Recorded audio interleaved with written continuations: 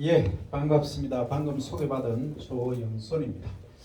저는 지금 현재 하고 있는 일이 어떻게 하면은 이제 탄소 배출을 줄일까 하는 겁니다. 탄소 하면은 다 아시죠?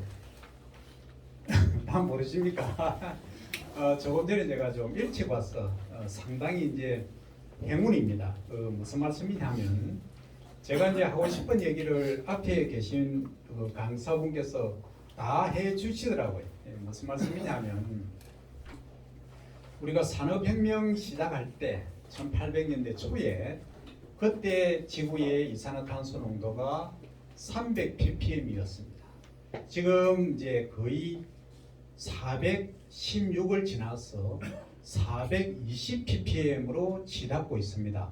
그래서 온도가 과거의 산업혁명 시절에 보다 지금 0.3도 정도 높아졌는데 0.3이 아니고 1.3도 정도 높아졌는데 1.5도 정도 높아지게 되면은 지구의 종말이 아니고 인간의 종말이 다가옵니다.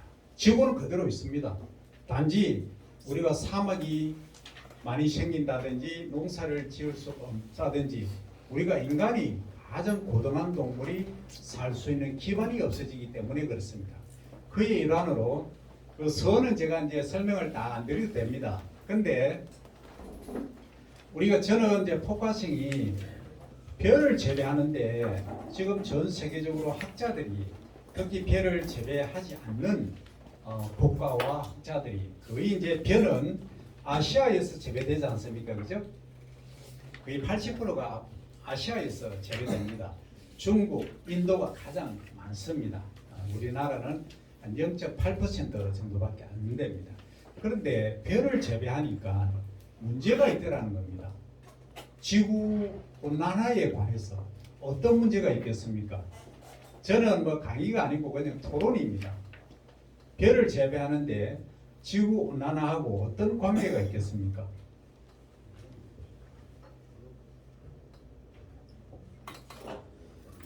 그냥 편하게 말씀하시면 됩니다. 예, 전문가 한 분이 계시네. 메탄입니다. 근데 메탄은 우리가 이산화탄소, 숨을 쉬면서 내보내는 이산화탄소는 탄소 하나, 산소 두 개짜리입니다. 그래서 이산화탄소 이렇게 말합니다.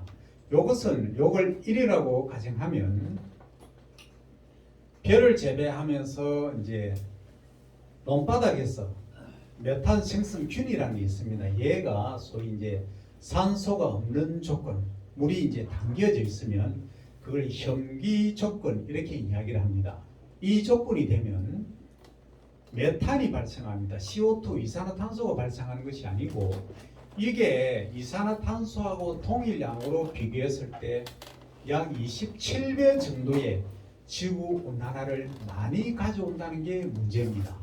그것 때문에 아까 이제 앞에 강의하신 분이 습지 말씀을 하셨는데 여러 가지 얘기가 있습니다만 일단 논에만 포커싱을 두고 제가 말씀을 드립니다.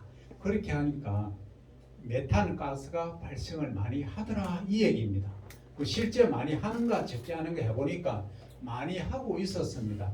근데 어떻게 했을 때 많이 하는가를 보니까 이런 식으로 이런 챔버라든지 여러 가지 방법으로 저희들이 연구를 해보니까 그렇더라 하는 겁니다. 그래서 얼마만큼 메탄을 발생하느냐를 보니까 그냥 여기에 물을 계속 상시적으로 계속 대 놓는 상태하고 물을 대지 않고 그냥 재배하는 과거에 이제 육도 기억나십니까? 예, 밥벼를 할 때하고는 거의 비교가 안 될 정도의 메탄 발생량이 많더라는 겁니다. 그런데 밥벼를 하면은 문제점이 뭐가 있죠?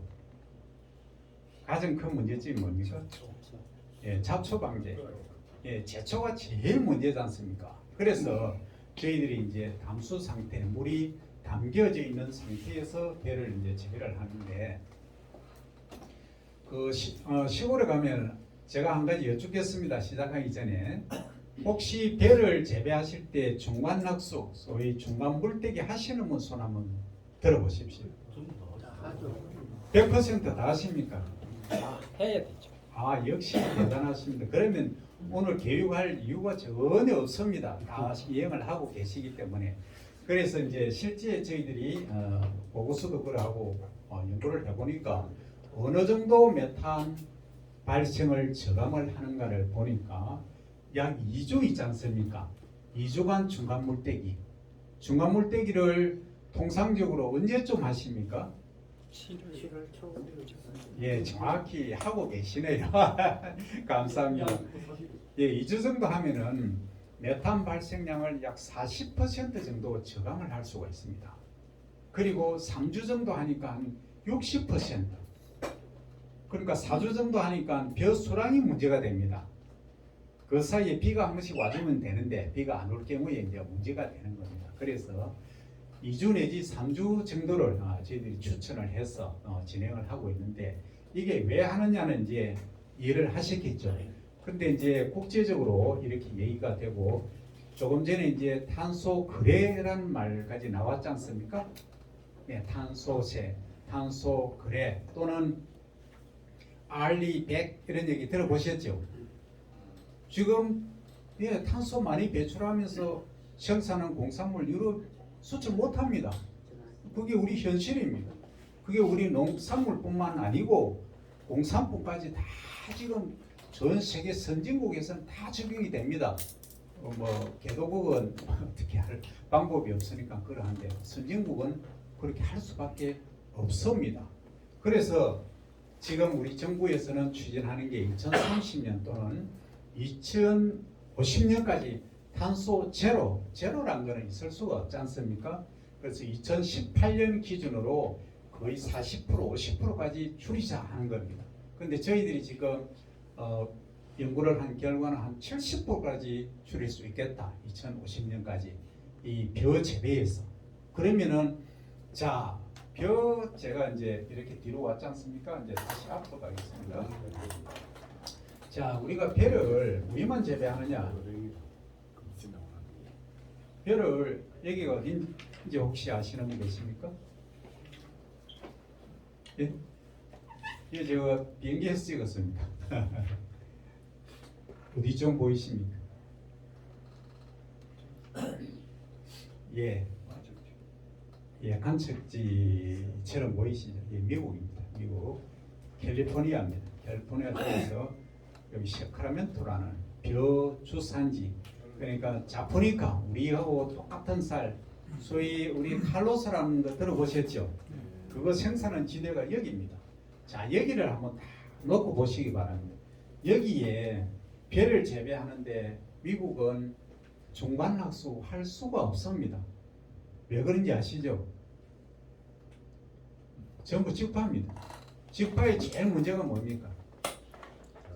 잡초 방지 아닙니까? 그러니까 물을 최대한 많이 댑니다. 많이 되다 보니까 여기서 이제 메탄 발생이라든지 이건 측정을 아직 안 했습니다. 저는 다른 방법으로 건답 직파 쪽으로 하고 있는데 아마도 측정해 보면 엄청난 양이 발생을 할 겁니다. 그런데 우리가 조금 전에 이제 강사원 설명하셨지만 똑같은 방법으로 이 친구들이 하는 방법으로 우리가 직파 재배를 한다, 화학 농법을 한다 했을 때 과연 경쟁이 되겠는가 어떻게 하는가 한번 보고 오겠습니다. 이게 미국의 논입니다. 이 논바닥 한번 보십시오. 이게 이제 예, 트랙터 수확하고 지나간 발자국입니다. 바퀴 자국이죠. 이 흙이 어떤 흙입니까? 완전 일명 진흙, 점토가 60% 이상입니다. 예, 이 식질계 토양이다 이렇게 말합니다. 이렇게 콩이나 해바라기, 알팔파 이런 거 재배할 수 없는 땅에 이네들은 뭘 재배합니까?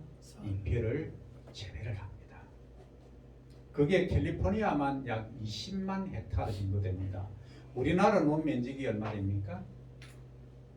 논 면적은 80만 헥타르 조금 안 되죠. 그래서 벼 대체 작물로 콩을 심고 여러 가지 심지 않습니까? 그래서 실제는 한 70, 5만 6만 헥타르 정도 되는 재배를 하고 있습니다만 미국은 캘리포니아에는 우리하고 똑같은 쌀을 재배하고 저기 남쪽에 가시면은 알칸사, 미시시피, 텍사스도 일부 그렇습니다. 그 주변에서는 전부 인디카 쌀 들어보셨죠? 우리 동남아 친구들이 먹는 아연 돌았으면 배고픈 옛날에 우리 70년대에 뭐 군대 다녀오신 분들 다 아실 거 아닙니까? 밥 먹고 돌았으면 2시간 있으면 1시간 있으면 배고프죠. 소위 알량리 그런 걸 이제 누가 좋아하느냐 하면 거기는 이제 멕시코하고 바로 연결이 되어 있습니다.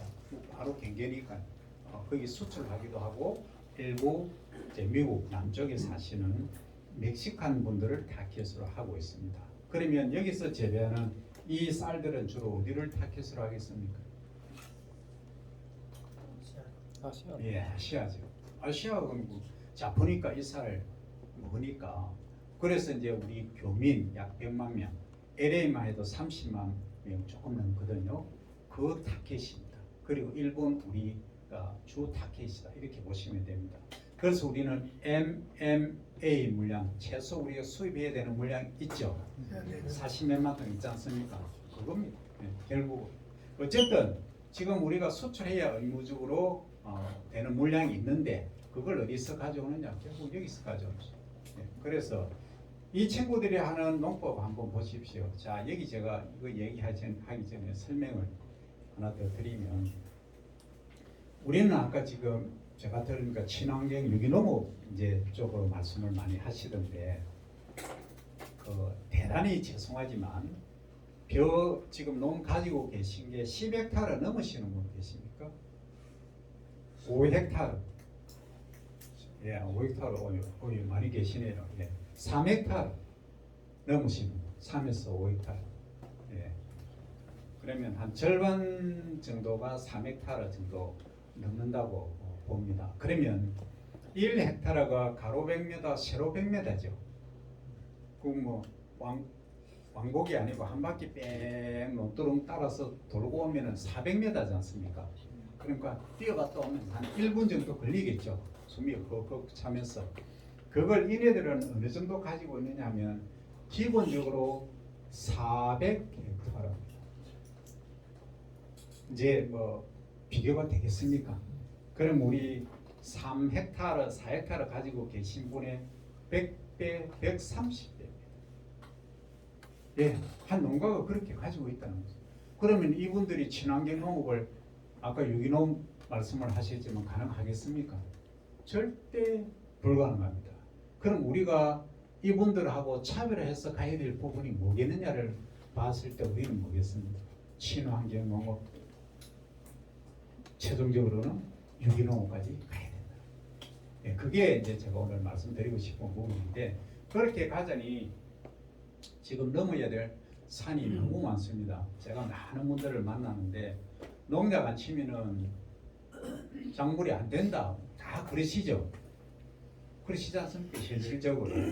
그래서 뭐 A라는 과일을 생산하려고 하면 약을 엄청 많이 치죠. 어쨌든 또 P라는 과일을 생산하려고 하면 그것도 엄청 많이 칩니다. 기본적으로 한 10번 이상 치지 않습니까? 그런데 이제 지금은 과거하고 다르게 이제 이 농약들이 안전성 기준을 통과한 것들이 많습니다. 옛날 농약하고는 좀 많이 다르거든요. 그래서 제가 이제 쭉 보면은 제가 사실은 우리 학교의 친환경인증센터 소장을 이제 했었습니다. 쭉 이제 경남 전체에는 어느 정도 파악을 하고 있습니다. 보면은 거의 이제 유기농을 하시는 농가는 정말 힘들어하세요. 아까 이제 소득 뭐 직불금하고 여러 가지 얘기가 나왔지만은 실제 거의 힘들거든요. 아까 우리 소비자 성향을 제가 뒤에서 보니까 우리 한국 분들은 가장 핵심이 안정성입니다. 내가 먹는데 안정적이어야 된다는 게 가장 기본적이고 아까 스위스라든지 이제 농업 선진국들 보면은 가장 중요한 게 환경의 보호, 환경 안전 그게 첫 번째로 뽑히더라고요. 그러니까 우리하고 어떻게 보면 정반대에 있습니다. 그러니까 생각 자체가 다르다는 거죠. 그러면 크게 보면은 그 환경 선진국들 이런 나라들에서는 가장 핵심적인 게 우리나라 전체가 그러니까 자기 나라 전체가 먼저 친환경적이어야 된다. 안전해야 된다. 그게 가장 우선이고 그 다음에 내 먹는 것 이렇게 생각을 하시거든요. 우리는 우선에 내가 먹는 것이 안전해야 된다는 게 첫 번째거든요. 그래서 이제 유기농업에서 과연 유기농산물이 안전하냐 안 하냐 이걸 가지고 얘기를 많이 하지 않습니까? 교육 많이 받으셨죠? 예. 완벽히 안전합니까? 예. 예, 좋습니다. 자신 있게 말씀하시니까. 예, 거기에 대해서 기술적으로 많이 연구가 되어야 됩니다. 아까 제가 보니까 후쿠오카 마사노부라는 일본의 그 자연 농법 연구가 설명 들으셨죠? 안 들으셨습니까? 아까 교재에 보니까 있던데 그분을 제가 일본에서 만나서 취재를 한 경험이 있습니다. 제가 99년도에 일본에 있을 때 그분을 만났는데 제가 뭐 영광스럽게도 그분 계신데 같은 시대 우리로 보면 같은 도입니다. 있어서 만나 뵀는데 이제 이런 게 있습니다. 유명한 분은 주위에서는 소문이 영 안 좋아요. 개짜농부, 뻥망 뭐 이런 식으로 표현을 하거든요. 근데 바깥에 나가면 더 많이 알아주거든요. 그게 우리 현실입니다. 어쨌든 그분이 2008년도에 아마 타계하신 걸로 제가 봤는데 그분은 저기 이제 실크로드 아시죠? 실크로드 이쪽에 어떻게 하면 사막화를 막을 수 있을까까지 걱정하신 분입니다. 그러니까 미래를 내다보는 분이 대단하신 분이죠. 그게 이제 자연농법에서 이제 시작이 됐는데 결국 지금 가만히 생각해 보면 지금 우리가 탄소세 또는 우리가 물을 제가 이제 가지고 있지만 물을 사 먹을 거라고 생각하신 분 계십니까? 전혀 안 계시거든요. 그런데 우리가 사 먹어야 됩니다. 앞으로는 더 그럴 겁니다. 그러면 결국은 우리 환경 보존하는 것이 가장 우선이다. 그 유럽처럼 스위스가 아까 환경 보존에 의한 직불금 얼마 받았습니까? 7천만 원이죠.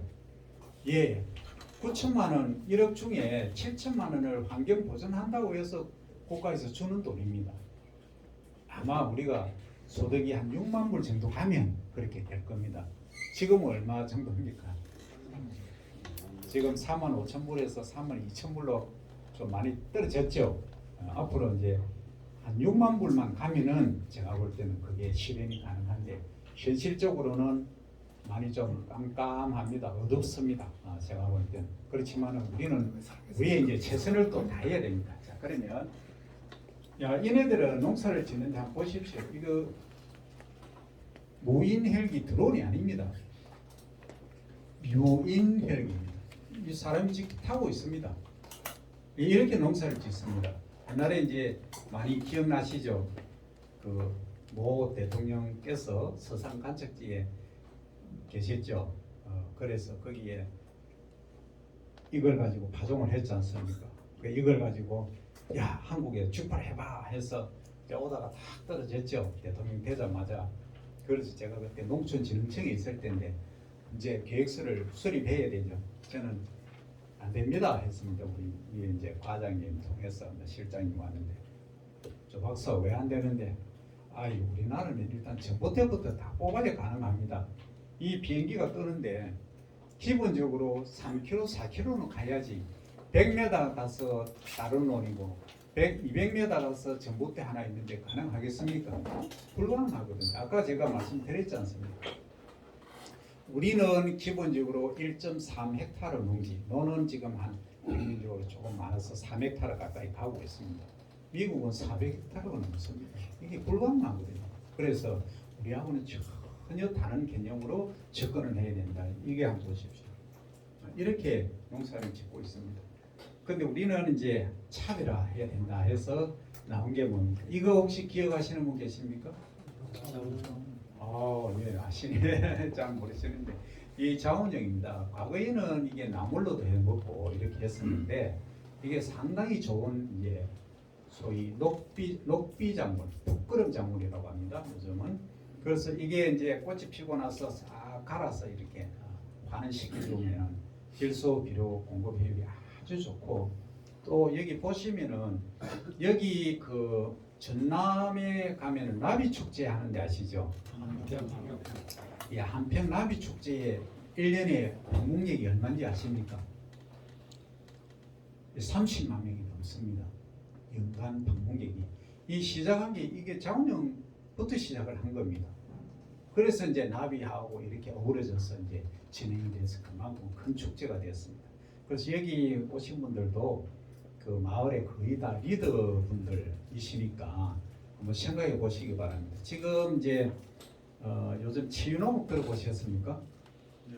예, 우리가 유기농업을 하시면 그래도 내가 유기농 산물만 생산하는 걸로서는 아까 말씀드렸지만 연간 소득이 2천만 원 이거 가지고 좀 생활하시기 힘들지 않습니까? 솔직히 얘기해서. 그러니까 시골에 사시면 쓰는 돈은 솔직히 적지만 그래도 뭔가를 하나 이루시려고 하면은 지금은 치유농장, 치유농업장이 뜨고 있습니다. 그러면 온 들녘, 들판을 이런 식으로 해서 자원형은 거의 지금 사라지긴 했습니다. 자원형은 말씀드릴 게 너무 많은데 이 알팔파 바구미가 집단 재배를 하다 보니까 많이 발생을 했습니다. 그래서 이게 또 병을 하니까 문제가 됐는데 어쨌든 이런 식으로 그 경관을 아주 아름답게 아까 앞에 슬라이드는 나오대요. 아주 멋있지 않습니까?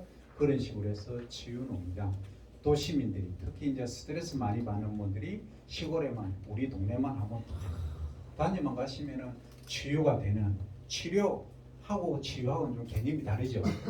치료는 병원에서 하는 게 치료고 치유는 마음이 이제 스트레스를 많이 받는다, 아픔이 많다 이런 분들은 이제 치유를 말하는 겁니다.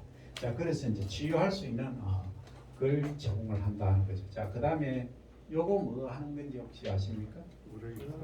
예, 이제 정식 명칭은 왕우렁이입니다. 우렁이가 아니고 우리 토종 우렁이는 새끼를 놓습니다. 이 왕우렁이는 뭘 놓습니까? 알을 놓습니다. 핑크빛 알을 놓기 때문에 얘가 월동을 하죠. 예, 월동을 해서 지금 문제가 되지 않습니까? 그래서 이게 이제 다 하고 나서 잡으라고 회수를 하라고 하지 않습니까? 자, 이제 한 사례를 말씀드리면 그지에 거의 10년 전의 얘기입니다. 제가 강의를 갔다면 교수님 제가 왕우렁이 얘기를 했더만 왕우렁이 그거 해가 절단났습니다 하시더라고. 왜 하니까 이 그제는 따뜻하니까 거기에 이제 봄에 물을 대지 않습니까? 이양하기 전에 물을 딱 대니까 이놈들이 살판난 겁니다. 야, 이제 내 세상 왔다. 그전에는 어디 있습니까? 논바닥에 땅 속에 있다가 이렇게 물 대니까 올라오는 겁니다. 올라오면서 물을 딱 이양을 하니까 어떻게 합니까? 다 깔아 먹어버립니다. 그러니까 뭐 배가 절단 나버립니다. 그런 심각한 문제를 유발할 수 있습니다. 그래서 제가 둔벙을 만들라는 말씀을 많이 드리는데 여기 전부 계신 분들이 친환경하고 다 관계 있으시죠? 네. 그래서 이제 사실은 제가 주제를 완전히 바꿔버렸습니다. 오늘 방금 바꿨습니다. 왜냐하면은 저탄소 관련해서는 기본적으로 다 아시고 마지막에 제가 하이라이트만 설명을 드리겠습니다. 지금 그 고성에서 오신 분 계십니까? 아, 역시 네, 감사합니다. 고성에 가시면은 둔벙을 만들어 놓으셨죠. 예, 둔벙이 하는 역할이 참 많습니다. 겨울에 그 수생 생물들이 거기서 쉴 수 있고 월동을 할 수가 있습니다. 그래서 저는 이제 소득 창출을 위해서 미꾸라지를 키우시라고 말씀을 드리거든요. 그러면 가만히 생각을 보면 유기농업 하라, 친환경 하라 말은 많이 하는데 솔직히 돈도 안 되고 아무 예를 들어서 이런 겁니다. 쌀 일반 이제 관행 쌀 1kg에 2,000원이라면 유기농해서 4,000원 받으실 수 있습니까? 현실적으로 거의 불가능하죠. 그 소비자분들이 찾는 건 뭡니까? 찾는 거는 브랜드입니다. 브랜드. 어디입니까? 임금님께 진상한 쌀, 경기 이천미 넘버원. 여기 어디입니까? 산청 메뚜기 쌀, 차광쌀 넘버2. 여기가 넘버1인가? 어쨌든 그렇습니다. 그렇게 치거든요. 소비자분들은 유기농, 친환경, 아까 안케이크 조사한 결과가 그렇습니다. 우리 소비자분들은 내가 먹는 우선 그게 중요하지 환경은 별로 안 중요합니다. 그러면 선진국으로 가면 갈수록 환경에 대한 중요성이 더 부각될 겁니다. 그렇게 되고 있습니다. 그래서 그런 점들을 총 감안했을 때 우선의 돈이 너무 안 되기 때문에 우리가 농약 철거 다 치고 하고 싶은 대로 다 하면은 예를 들어서 100이다 소득이 그러면 유기농 하시면 얼마면 50도 안 나옵니다. 현 소득이 그렇거든요. 그렇다고 해서 현 지금 농약이 문제냐? 전혀 또 문제는 아닙니다. 거의 안정성을 다 통과한 것들이거든요. 예, 그럼에도 불구하고 현실적으로는 우리가 겪는 아픔이 너무 크다. 그러면 유기농은 하라고 친환경은 하라고 이제 권장은 하지만 현실적으로는 이게 쉽지가 않으니까 우리가 방법을 찾자는 차원에서 제가 드리는 말씀은 자 왕우렁이를 투입하시가지고 하면 둥벙을 만드십시오. 면적이 적으면 웅덩이입니다. 웅덩이를 만드셔서 여기에 뭘 넣는가 하면 주변에 두엄이 있지 않습니까? 대비, 소그룹 같은 거 있으시면 여기 논이라면 여기 논이지 않습니까? 여기 뒷도구 쪽으로 해서 쫙 깔아 놓습니다. 그러면 미꾸라지가 시커먼 게 한 7cm, 8cm 되는 것들이 버글버글합니다. 그러면 더 이제 개체수를 늘리려고 하시면 좀 사다가 놓으시면 더 많아집니다. 그렇게 하면 겨울에는 어디 가느냐? 웅덩이를 여기 만들어 놓으시면 웅덩이를 이동합니다. 그 겨울에 이거 사라는 거죠. 그래서 만약에 판매를 해야 되겠다 하신다면 여기서 통발 있으시지 않습니까?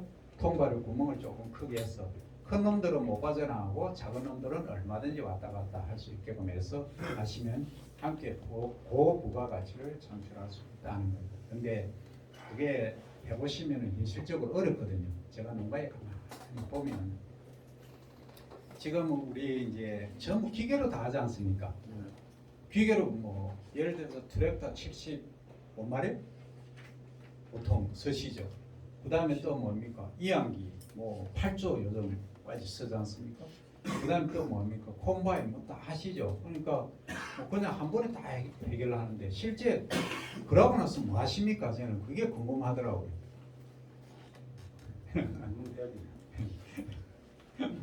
그렇거든요. 뭘 관리하죠. 그래서 가만히 보시면 이제 연세 드신 분, 뭐 저는 70대까지는 청년이라고 생각하니까 80 넘으신 분들은 보면 매일 논에 가십니다.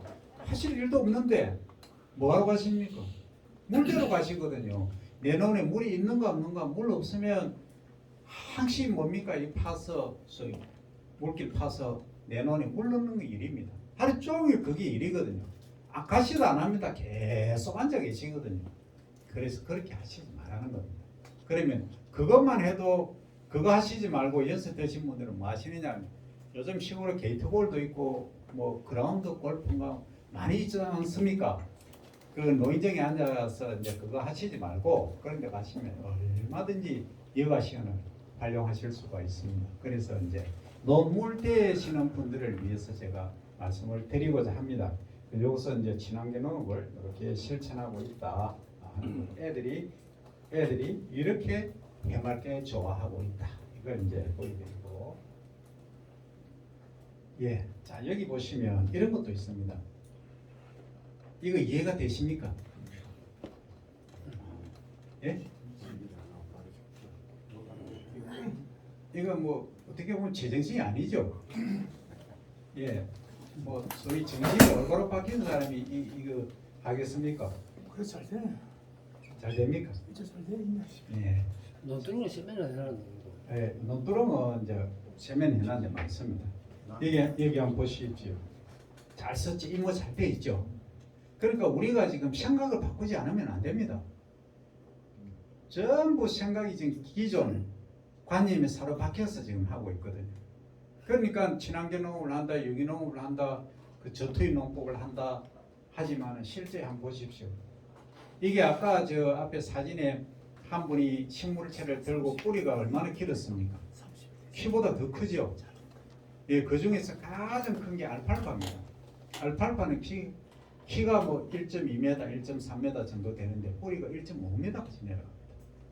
그러니까 토양 개선하는 데는 최고죠. 벼 말고 얘기.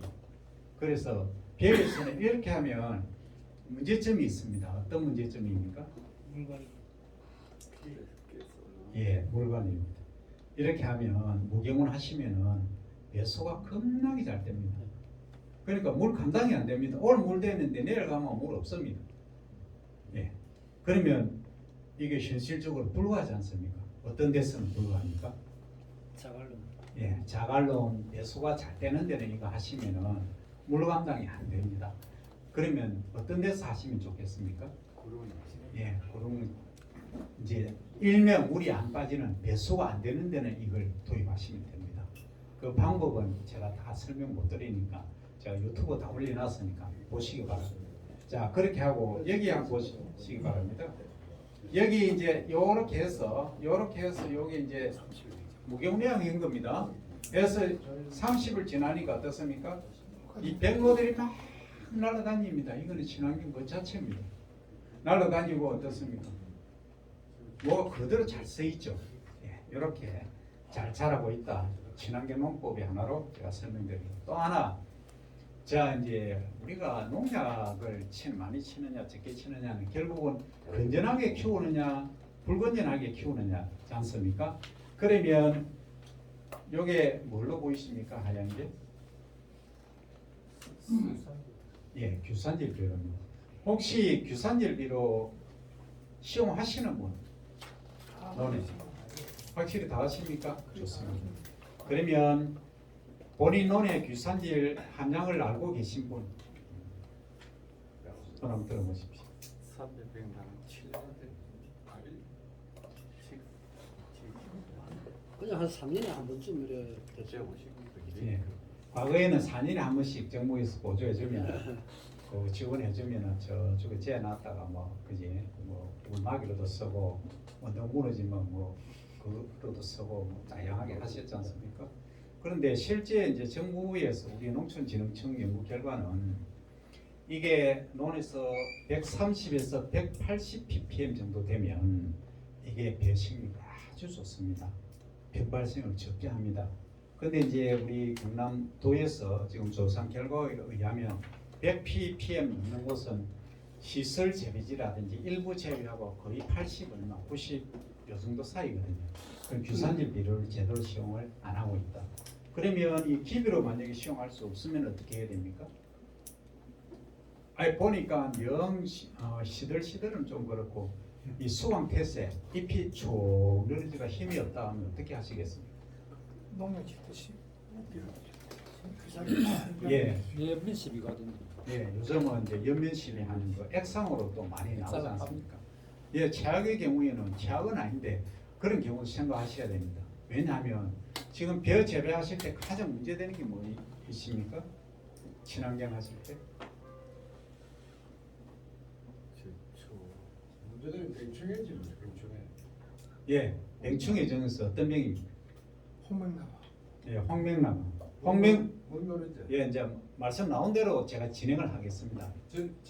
저희 지역에는 요즘 이 유박을 자꾸 쓰다 보니까 여기 그 토양이 거기 이상하게 그게 안 좋아지는 그런 현상이 나타나고 가시 무늬병이라고 이파리 저 빨래가에 찍혀갖고 시야까지 가는 그 병이 좀 심합니다. 예, 또 말씀해 보시기 바랍니다. 처방 약이 없는 모양이더라고요. 예, 또 말씀해 보시기 바랍니다. 우리 지역은 멍노른지 예. 시가 합니다. 예, 또요. 저 답니까? 친환경 하시는데 문제 되시죠? 예, 그 멸광나방은 어디서 옵니까? 홍명나무야 홍명나방입니까? 예. 멸광나방 확실하십시오. 홍명나방. 예, 홍명나방입니까? 예. 예, 어디서 옵니까? 그 주로 뭐 이 시기가 되면 뭐 오는데 어디서 너무 몰라요. 아니, 주로 이제 평야지하고 평야지 아닌 곳하고 아까 먹노린제 말씀하신 분 먹노린제 그 주변에 산이 많죠. 미량. 살이 앞뒤 살이. 예, 그게 뭘 의미하느냐면 얘가 월동 장소가 어디냐면은 야산이라든지 나뭇잎 밑이나 바위 밑 그리고 이제 세면 콘크리트 안 한 데는 돌로 쌓아놓은 데 같은 돌 밑에 이런 데서 월동을 합니다. 그러니까 산에 10마리가 있다가 얘가 번식을 해가지고 100마리 되고 100마리가 1000마리 되고 이렇게 되거든요.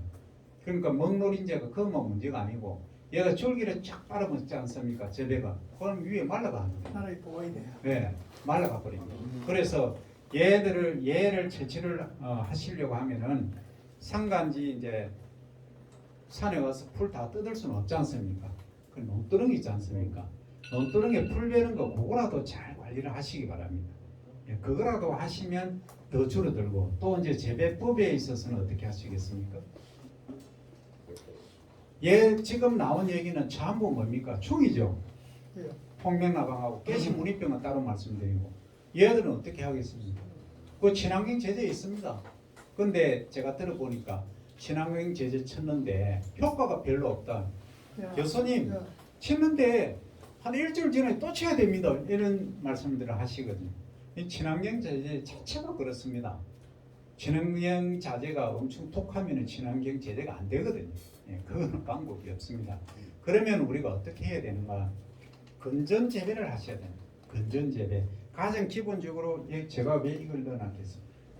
규산질 비료를 주면은 이게 이제 가장 기본적으로 들어가면 잎이 이렇게 있지 않습니까?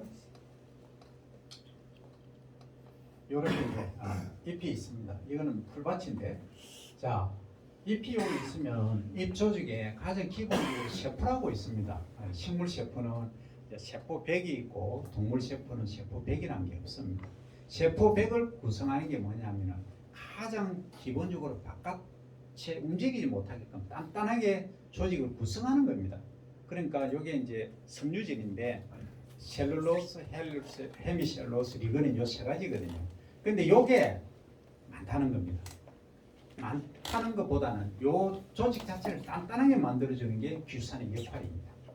그러면 어떻습니까? 규산이 뭐냐라고 물으시면 그 백사장에 가시면은 반짝반짝 햇빛 비칠 때 빛나는 게 있으시죠? 예, 그깁니다. 뭐 속된 말로 유리입니다, 이거. 예, 이게 규산입니다.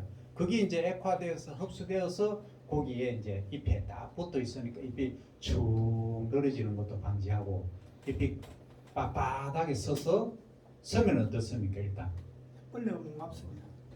그죠? 그러면은 축 늘어지면은 일단 햇빛을 볼 때 우리가 광합성을 해야 뭔가 당을 만들지 않습니까? 그래 이삭이 이제 커지고 하는데 일단 수광태에서 잎이 쭉 늘어지면은 빛도 못 받고 공기는 어떻습니까? 공기가 잘 안 통하죠. 공기 안 통하고 습해지면 또 뭐가 많이 발생합니까? 백해충이 많이 발생하는 그런 이중 삼중고를 낳거든요. 그래서 일단 수광태에서를 빳빳하게 만들어줘야 돼요. 잎을 뒤로 하늘을 보도록 해주는 게 가장 중요하다. 거기에 핵심은 규산질 시험이다. 내 논에 규산질이 몇 퍼센트 ppm 단위로 지금 하니까 몇 ppm이냐 130 이하는 반드시 130 ppm 이상으로 꼭 만들어 주셔야 됩니다. 요걸 가지고 꼭 실천하시기 바랍니다. 또 어떤 분들은 요즘은 그런 분 안 계시죠? 여기 있으니까 여기 그냥 팝니다. 여기 파가지고 그냥 이 비료 종이 떴죠. 뜯어가 대충 거쳐버립니다. 그럼 대충 거치면 어디 갑니까? 여기만 이제 거쳐지는 겁니다. 이런 분들 아직도 계시거든요. 절대 그래 하시면 안 됩니다. 요즘은 다 흩어집니다. 그지? 방송에 있어요. 요거는 이제 옛날 얘기입니다.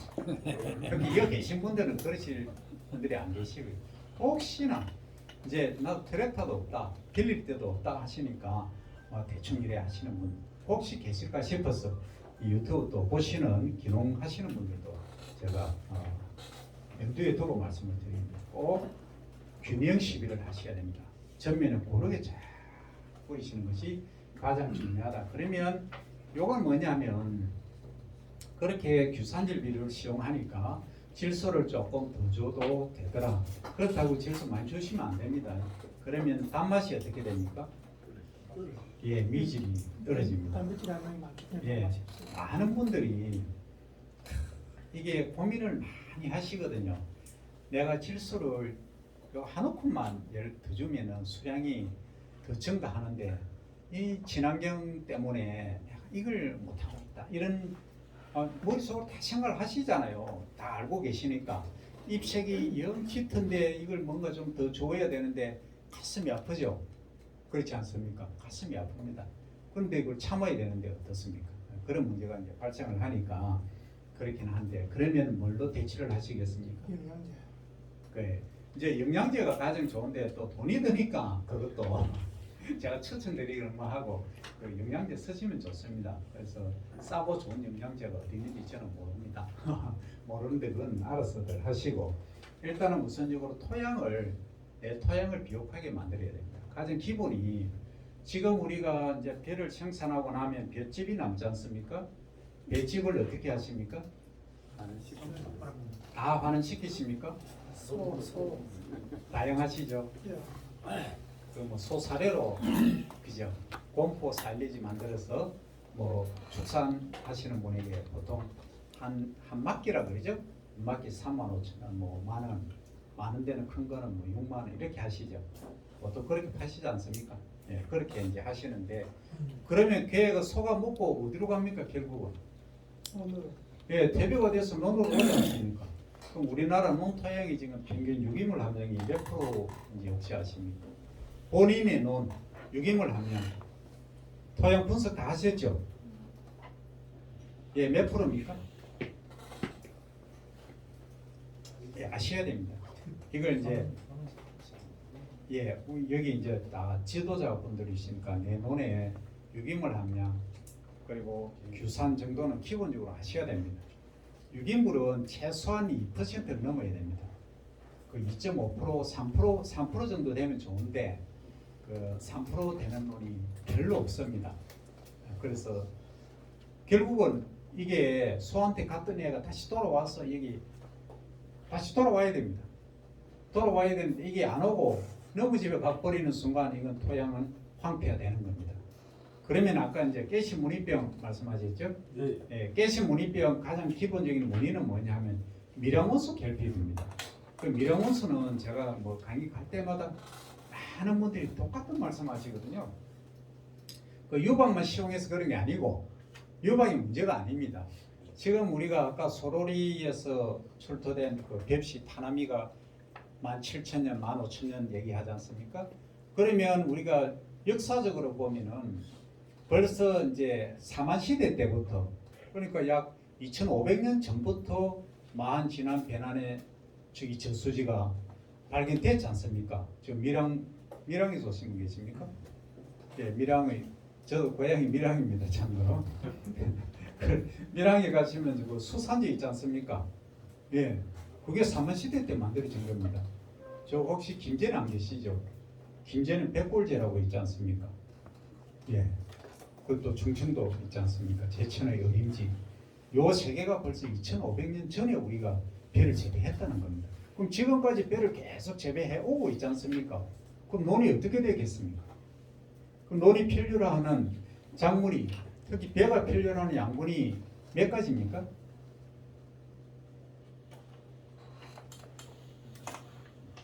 우리가 16대 원소 들어보셨죠? 리비라는 과학자가 제청한 처음 들었습니까? 아 그러면 비료 주실 때 가장 많이 주시는 건 뭡니까? 예, 가장 기본 NPK 아닙니까, 그죠? 질소, 인산, 칼륨, 칼륨이라고 합니다. 그 다음에 pH가 좀 낮으면 칼슘, 그 다음에 오요소고 마그네슘 이렇게 가지 않습니까? 그 요거는 많이 주거든요, 통상적으로. 그런데 안 주는 게 있죠. 붕소, 윤소, 구리, 철 이런 애들, 망간, 몰리브덴, 아연 이런 애들은 안 주거든요. 그러니까 수천 년 동안 소위 흡수를 다 해버리는데 없습니다. 그럼 최악의 경우에, 최악은 아니지만 차선책은 그럼 얘들이 토양 속에, 그러니까 이것은 미량원소이기 때문에 조금만 있어도 되거든요. 근데 지금 없습니다. 그 왜 없느냐, 어디 가느냐 하는 겁니다. 배가 다 소위 흡수를 하고 소먹이로 다 갔죠. 볏집에 있는 것들, 그 다음에 현미에 있는 것들 다 가버렸습니다. 결국은 어디 있습니까? 안 옵니다. 돌아와야 되는데 못 돌아오니까 결국은 우리가 공급을 해줘야 됩니다. 어떻게 공급합니까? 그 미량원수를 공급을 해줘야 되는 거예요.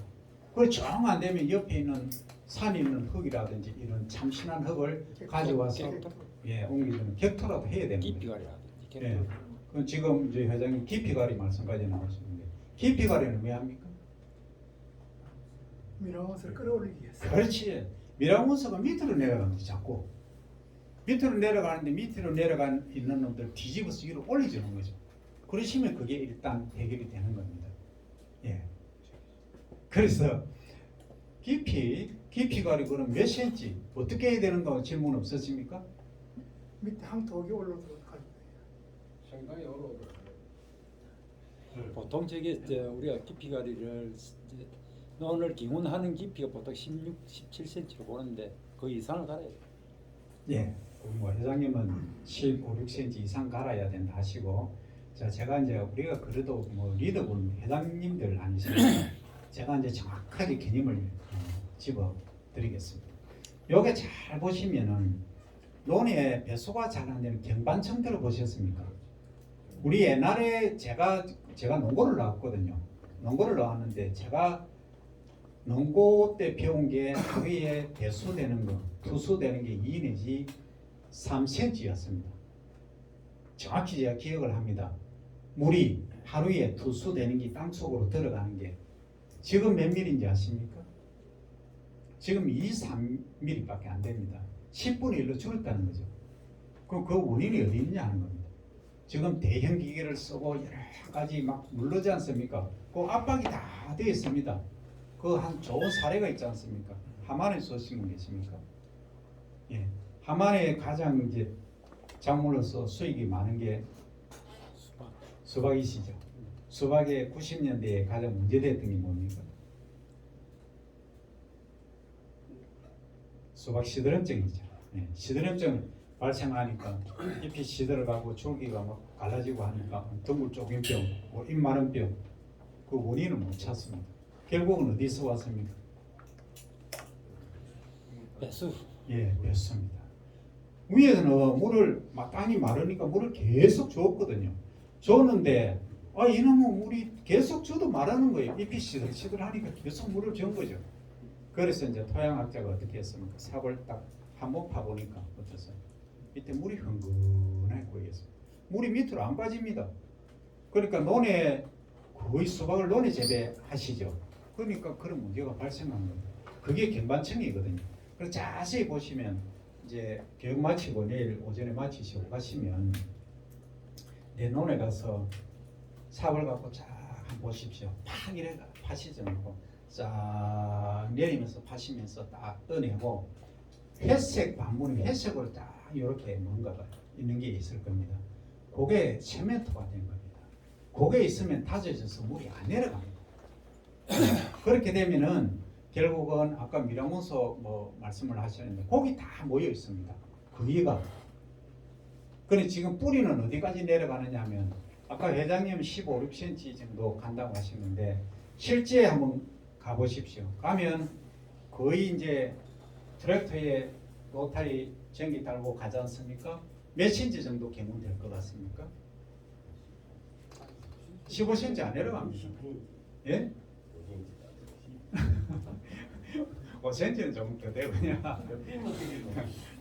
이제 상황에 따라 다른데 한 제가 보니까 토양에 따라서 다르죠. 예, 토양에 따라 다르고 기계의 성능에 따라 다르고 이제 작업하시는 분에 따라 다릅니다. 제가 평균 보니까 10cm, 8에서 10cm 정도 내려갑니다. 그래서 이제 그거보다는 전기 경운을 해서 완전히 가시 몰입병 발생하는 데는 뒤집어 엎어야 됩니다. 그럼 개토를 하시겠습니까? 그걸 하시겠습니까? 가만히 예, 여건이 허락하시면 그게 이제 가장 좋은 겁니다. 그렇게 하시면 되고. 자, 이제 여기까지 전체적으로 이제 이해를 다 하셨을 걸로 보고, 자, 이게 미국입니다. 계속 물 떼놓고 재배한다고 아까 말씀드렸죠. 이게 어떤 현상입니까 지금? 예, 쓰러졌죠. 이 도곡입니다. 이거 쓰러지고 나면 그 다음 문제가 2차 문제가 어떤 게 발생합니까? 수학. 말아야 되고 수학 아주 이제 여러 가지 문제 발생하죠. 일단은 이 광합성을 못 하니까 나머지 나중에 이제 채워야 될 등수기 제대로 안 되는 겁니다. 알맹이가 제대로 못 차죠. 그 다음에 또 어떤 문제가 발생하죠? 여기서 얘가 발화를 해버립니다. 그 일명 수발화라고 해버립니다. 이래 되면 뭐 절단 나는 겁니다. 그래서 도복되면은 한 방에 가버리는 겁니다. 그럼 나중에 우리가 쌀 품질 얘기를 하지만 단백질 아까 생산량을 늘리기 위해서 질소 더 주면은 단백질 함량이 높아져서 소비자분들이 안 드신다고 했지 않습니까? 그 건강적으로 보면 또 얘기가 다른데 어쨌든 우리는 소비자분들 기호를 맞춰야 되니까 그렇습니다. 그래서 이렇게 미국에서 직파 제거를 하는 것이 중간 낙수를 안 하고 이렇게 관리를 하니까 뿌리가 약하니까 이런 문제가 발생하더라 하는 점을 말씀을 드립니다. 그리고 또 하나 설명드립니다. 자, 모내기 지금 5월달에 하시는 분. 예. 거의가 올더라 할 거. 어디입니까? 중묘죠? 31모? 아닙니까? 아닌가? 중요가 더 30. 중묘로 하죠. 31모. 예. 품종은 뭘로 하세요? 예? 영어진미 하세요? 그러면은 이게 중만생종인데 5월달에 지역이 어디십니까? 하동입니까? 뭐 그거는 중산간지냐 평년지냐에 따라 다르긴 한데 지금 왜 그러냐면 자 우리가 출수 배가 이제 이삭을 딱 내밀고 나서 출수 이후에 등숙되는 30일 동안에 온도가 하루의 평균 온도가 몇 도씨 정도 되는 게 좋을 것 같습니까? 많으면 많을수록 좋아요. 예, 많으면 많을수록 좋다는 거는 밥맛은 없습니다. 예. 그게 28도에서 한도를 좀 예, 낮의 온도는 25도씨, 밤의 온도는 15도씨. 그러니까 밤낮의 일교차, 온도차가 일교차가 적당하게 큰 것이 좋다. 그래서 평균에서 21.5도, 21, 2도 이렇게 말합니다. 그런데 통상적으로 그 지역에 따라 다르긴 한데 8월 중순에 예를 들어서 출소를 했다 그러면은 밤맛 없습니다. 그러니까 밤맛 최고 좋은 지역 우리나라 어디에 있습니까? 저도 뭐 2000 좀 경기도. 예, 제일 뭐 많이 알려진 게 경기도 이천이 아닙니까? 이런 철원 평야. 근데 맛은 뭐 철원도 좋고 우리 산천도 좋고 밀양도 좋고 다 좋지 않습니까? 그런데 밀양, 진주, 사천, 제하고 연고가 있는 데는 별로 방맛 없습니다. 제가 농촌진흥청에서 학을 뗐습니다. 제가 이제 미국에서 아까 그 직파 연구하고 한국의 진흥청에 와서 이제 근무를 하는데 이제 식미 지도를 그립니다. 식미 지도가 뭐냐 이겁니다. 요거죠. 요 밥맛 지도입니다. 이 밥맛이 어디가 쏘느냐? 딱 그리니까 온도가 등수할 때, 나락이 익을 때 온도가 높은 곳은 밥맛이 없습니다. 뭐 과학적인 근거가 다 있습니다. 제가 오늘 다 지금 제공 못 드리지만은 그러면 뭐 우리 기관장 하신 분들 다 전국이 다 도시거든요. 제 고향인데 밀양이 제일 밥맛 없답니다. 그 왜 그러냐 보면 과거에는 41모를 했지 않습니까? 하지 이전에 거의 이양을 하셨죠. 하셨는데 지금 5월달에 이양해버리면 절반 납니다. 밥맛 없습니다. 등수기 온도가 높아지면은 결국은 심각한 문제가 발생을 하는 겁니다. 그걸 이제 다 설명드리면 1시간 해야 됩니다. 어쨌든 일단은 가능하면은 평야지는 무조건 6월달에 하셔야 됩니다. 그걸 어떤 분들이 이러시거든요. 제가 6월달에 해야 된다니까 중산까지인데 6월달에 하시는 그런 분들 계시더라고요. 옛날에 제가 큰 실수를 했는데 콩을 질문하시길래 교수님 콩을 6월 하순에 파종하면 됩니까? 해서 이거 됩니다 해서 근데 질문하시니까 했는데 한 2달쯤 지났나? 3달쯤 지나서 교수님 콩이 열매를 안 맺습니다 이러시는 거예요. 그래요. 그럼 질소비를 너무 많이 하셨나요? 하니까 그거 아닌데 그럼 어디입니까? 하니까 해발 고도가 450m랍니다. 그럼 그때는 어떻게 해야 됩니까? 당겨야 되겠죠. 그래서 이것도 각 시군 농업기술센터에 정보가 다 있습니다. 그걸 잘 이제 참고를 하셔가지고 하시면 되겠습니다. 올해는 전반적으로 쌀 맛이 없는데 온도가 너무 높아가지고 올해는 좀 문제가 되겠네. 원래는 물가심이 밤맛이 문제가 아니고 중간 낙수 하신 분은 원래 적당한 제가 다는 겁니다. 지금 그 8월달에 비가 엄청 많이 왔지 않습니까? 많이 왔죠. 많이 왔습니다. 안 왔어요 그동안에는. 어느 동네입니까? 7월달에 7월달, 7월 8월. 8월에는 많이 맞습니다. 더웠어요. 7월달로 갑니다. 그러면 7월달에 좋습니다. 그래서 병을 또 많이 하게 되면 그런 거. 어쨌든 건전한 생육이 안 되고 지금 또 추적비가 자주 오죠. 이래 되면은 실제 이제 출수 이후에 우리가 등숙하는 그 기간 동안 30일, 35일 동안에 생산량의 70%를 결정한다 이렇게 말합니다. 그럼 지금 비가 추적 오면은 지금 낮에 이렇게 구리구리 또 비가 오다가 말다가 이렇게 되면 광합성을 못 합니다. 알맹이 제대로 못 채우는 거죠. 그러니까 쌀알이 딱 보면 차랑차랑 해야 되는데 이끄무리한 신복미, 복백미 이런 애들이 많으면은 이거 뭐 미질이 형편없습니다. 그래서 이런 점들이 요즘은 소비자분들이 눈이 완전 매의 눈입니다. 완전 수준이 업그레이드 되어 있습니다. 딱 보시면 아 이거 별로 다 아십니다. 어떻게 하는지 아시죠?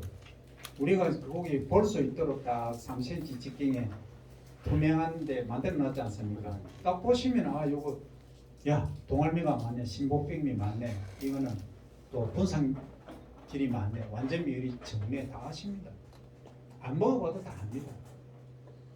그래서 이런 부분들이 우리가 미질, 품질 관리를 어떻게 해야 할 것인가 이거에 관한 부분이 되겠습니다. 그래서 여기 저는 원체 다양하기 때문에 일률적으로 6월달에 하시라 말씀을 절대 못 드립니다.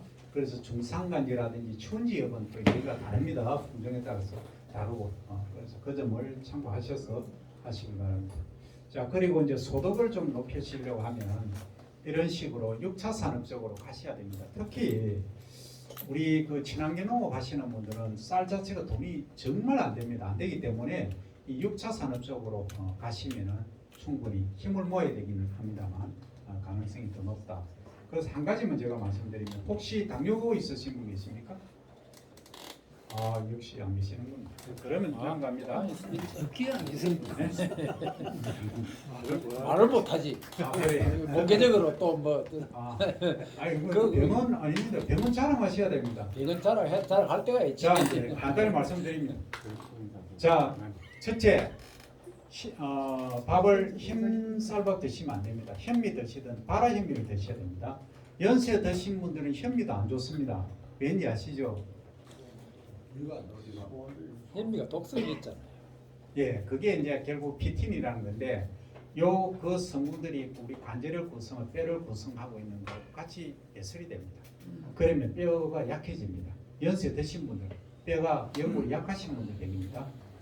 뭐 튼튼하신 분들은 관계가 없고 현미하시면 좋은데 당뇨 있으신 분은 절대 백미는 안 됩니다. 밀가루는 뭐 더더욱 안 됩니다. 밀가루 음식은 절대 드시면 안 되고 그다음 인스턴트 아시죠? 뭐 맛 좋은 거 달달한 거는 절대 뭐 일단 안 되고 뭐 그렇습니다. 고행입니다. 고행을 하셔야 됩니다. 지금 교수님 딱 7번 당뇨 걸린 사람 포가 안 납니까? 알지? 예. 몇번 계시죠? 그렇다고 얘기는 못하지.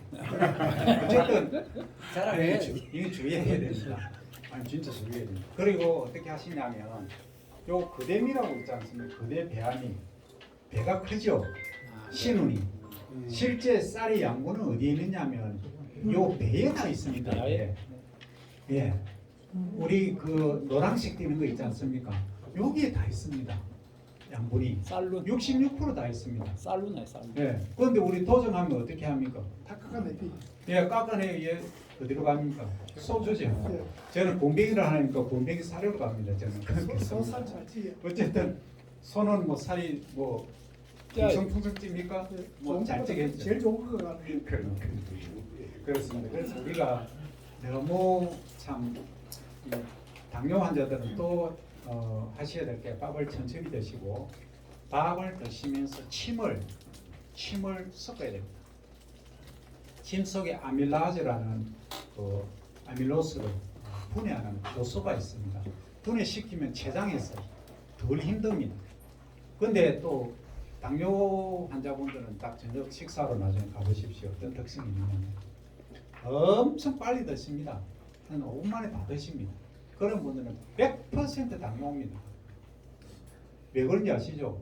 췌장은 우리가 과거에는 5장 6보 했지만 지금 6장 6보입니다.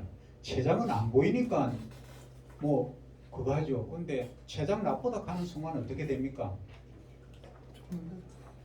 더 이상 제가 말씀은 안 드리고 그만큼 위험한 장기입니다.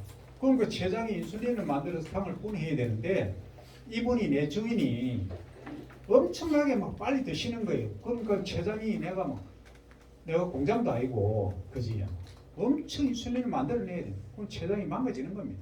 그럼 췌장이 소위 맛이 간다는 거죠. 막 지치가지고 나중에 헉 떼는데도 계속 빨리 먹습니다. 그따다가 설탕 좋아하죠.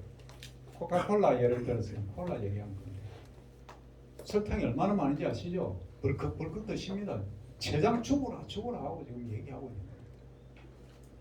지금부터 그거 신경 안 쓰시면 당뇨는 정말 못 났습니다. 백미 좋아하시면 절대 안 됩니다. 천천히 드시고 또 이런 분 계십니다. 연세 드시면 침이 마르거든요. 침이 안 나오지 않습니까? 그러면 요 만지는 운동을 하십시오. 갑상선하고 여기 있지 않습니까? 요거 그 지압력 보면 이제 뭐 유튜브 보시면 다 나옵니다. 어쨌든 다음 말씀 못 드리고 이런 식으로 해서 설경이라든지 고함이 오는 뭐 하는 데 쓰냐면 요즘은 가루살 얘기 많이 하지 않습니까? 고성은 많이 하고 계시죠? 예. 고성의 쌀국수, 저도 군뱅이 쌀국수를 거기서 만듭니다. 이 고함이 이거는 뭐냐면 흡수가 안 됩니다. 일명 다이어트 쌀입니다. 예. 그러면 뭐 흡수 분해가 아주 잘 되죠. 잘 되는데 흡수가 안 되니까 당에 또 문제가 없습니다.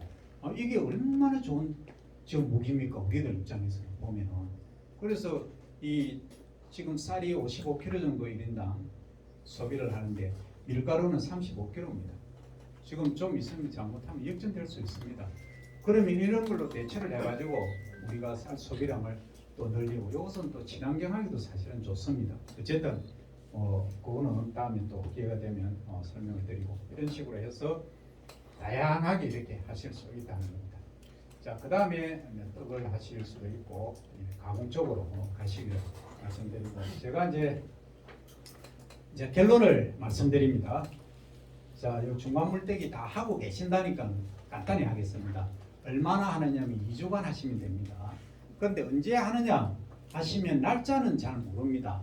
단 물이 배수가 양호한 데는 이 분을 있지 않습니까? 분을 수가 17개 정도 되면 하십시오. 그러니까 한 포기만 카운트 하시지 말고 한 두 발짝 들어가셔가지고 한 서너 포기 한 5분 정도 보시고 17개 평균 됐다 하시면 물을 떼시면 됩니다. 물 잘 빠지는 데 얘기입니다. 근데 물이 중간쯤 빠진다 하시는 데는 15개. 그리고 정말 물이 노는 고논이다. 물이 안 빠진다 하시는 데는 물 한 번 내가 안 되면 한 2주간 뭐 어떤 데는 20일간 또 물이 안 빠진다 하시는 분은 이걸 한 3개 정도 되시면은 물을 중단을 하시면 됩니다. 그것만 지켜주시면 됩니다. 그리고 언제까지 하냐고 물으시면은 2주간 정도 하시면 됩니다. 2주간. 그럼 역으로 물이 정말 안 빠지는 데는 어떻게 해야 되겠습니까? 더 오래 하셔야 되겠죠. 그러면 어떻게 논바닥이 이렇게 지나가시다가 보면 손바닥에 숭숭 들어갈 정도로 이게 소위 은그름 금이 쭉 가야 됩니다. 그렇지 않고 그냥 대충 2주 지났다 해서 중간 낙수 다 했다 하시면 안 됩니다. 그러면 이게 앞으로 어떻게 진행될 거냐 국책 사업에 관해서 설명을 드립니다. 우리 많은 데서 이런 질문들을 제가 봤는데 지금 이제 우리 경남전에 이제 전국적으로 8개 이제 도에서 진행을 하고 있습니다. 작년부터 이 사업이 진행됐는데 그 목표는 뭐냐 하면 전국적으로 우리나라의 모든 벼농과 논에서 저탄소 농법 이 중간 물떼기를 실시할 수 있도록 하는 게 목표입니다. 그러면 2주간 또는 3주간 물떼기 하고 나서는 어떻게 하느냐? 어떻게 하면 좋겠습니까? 걸러대기. 예, 그렇습니다. 얇게 걸러대기 한 3cm 정도 되고 그냥 물 안 대시면 됩니다. 예, 3cm 정도만 되고 안 대시면 되는데 그걸 다시 대었다가 물을 뺐다가 힘드시지 않습니까? 그렇게 하면 해주셔도 정발산량에 의해서 또는 투수에 의해서 줄어드는 양이 있기 때문에 됩니다. 일주일에 한 번 정도씩 하시면 됩니다. 원래 매뉴얼은 5일에 한 번씩 해야 되는데 너무 힘드니까 일주일에 한 번씩이라도 신청을 해주시면 됩니다. 그게 답니다. 그러면 지금 어떻게 진행되느냐 하면 전국에 이제 강원도, 경기도, 충남북, 그다음에 전남북, 경남북에서 8개 이제 도에서 진행되고 각 거점 대학에서 이 일을 수행을 하고 있습니다. 우리 경남은 우리 경상국립대하고 여기 경북은 경북대학교에서 합니다. 그리고 이제 이걸 이제 작년부터 진행을 했는데 우리 경남은 의령군이 가장 먼저 시범 예, 단계로 우리 지금 하고 있습니다. 예, 의령에서 오셨습니까? 예, 선정을 되셨고 그다음 올해는 이제 그 시범직으로 거창이 하고 있습니다. 아주 열심히 합니다. 제가 유튜브 다 올려놨으니까 보시고 젊은 분들이 정말 열정이 대단합니다. 그래서 저도 뭐 상당히 그 관심을 많이 갖고 있고 그래서 내년 선정은 언제 하느냐면 올해 아마 10월 달에 10월 11월쯤에 공문이 한번 될 겁니다. 각 시 농업기술센터에 그렇게 내려가면 각 시군 농업기술센터에서는 이제 그 적정한 단지를 찾는데 그 단지 조건이 있습니다. 저탄소농법을 하시던 저탄소농법 들어보셨죠? 이게 저탄소 인증제하고 맞물려 들어갑니다. 예, 저탄소 인증을 받으시면 더 좋고 친환경이라든지 아니면 GAP 인증이라도 받으셔야 됩니다. 그 면적이 100헥타르는 최소 되어야 됩니다. 100헥타르. 한 군데가 되게 예, 조금 나눠지도 관계는 없습니다.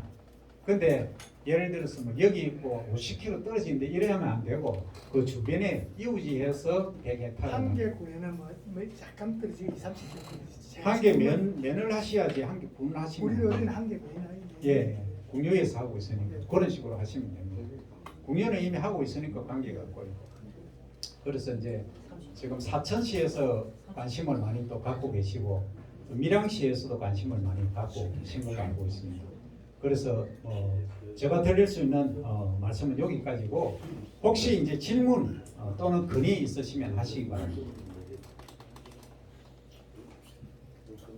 없으십니까? 예, 그럼 이것으로 마치겠습니다. 감사합니다.